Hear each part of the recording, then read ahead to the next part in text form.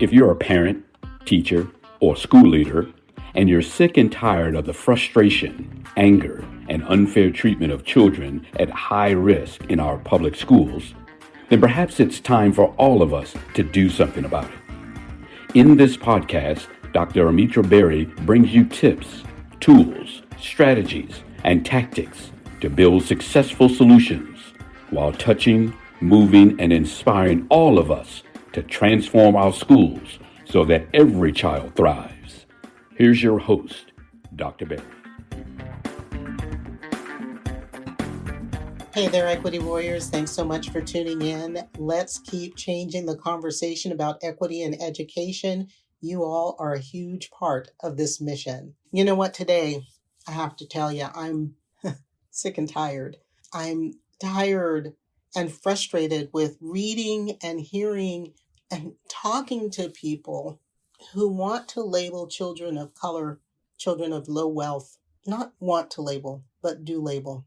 Our systems label these children at risk. And it bugs the stuffing out of me. Do this with me. I want you to close your eyes. Last week I was in a district. I want you to see the children that I saw. So unless you're driving or it's not safe, close your eyes, take a breath, and start to picture the children. These are all children of low wealth, children who live very much on the margin. These are children, many of whom have parents who are incarcerated or addicted to drugs. Children who may live with grandparents. And I was talking to a teacher who was telling me about a family, children, living with grandma, not one or two, 13 children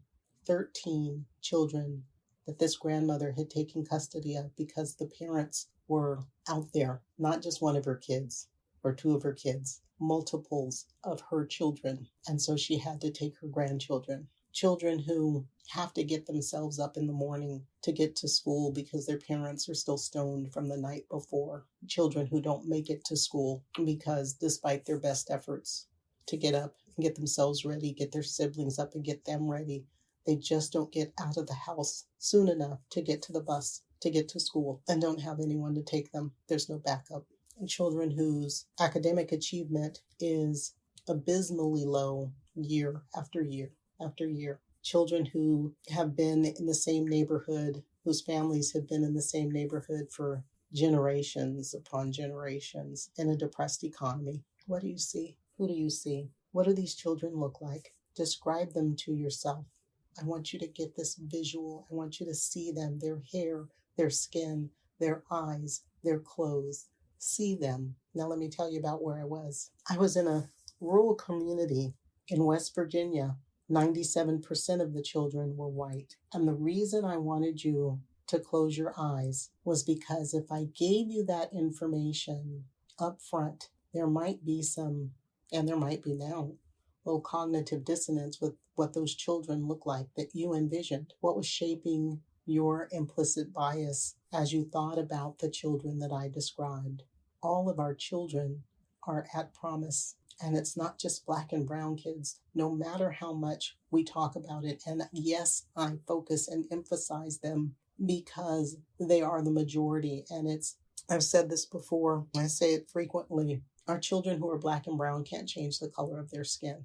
And because we see that and our implicit biases tell us that children who are black and brown are, air quotes around this, at risk, too many people have bought into this idea that black and brown, and particularly brown immigrant children, are a strain, a drain, harder to educate. And so when we hear the term at risk, we tend to see black and brown. But I wanted you to recognize that we have so many children in our schools that don't fit that image and yet have the same challenges. It's important that we focus on doing what's right for all children, every child.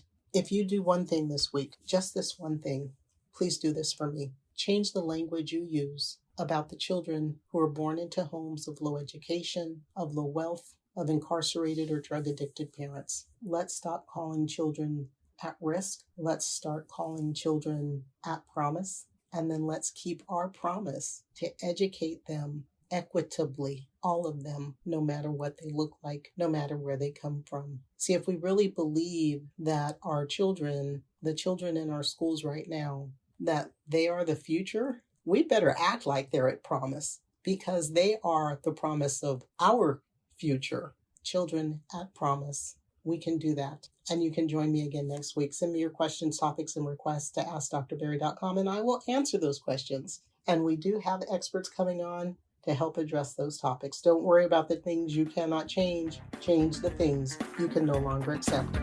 I'll see you next time. That's it for today's episode of the 3E Podcast. Head over to iTunes and subscribe to the show. One lucky listener every single week that posts a review on iTunes will win a chance in a grand prize drawing to win a $25,000 value private VIP day with Dr. Berry herself. Be sure to head over to 3epodcast.com and pick up a free copy of Dr. Berry's gift. Then join us on the next episode.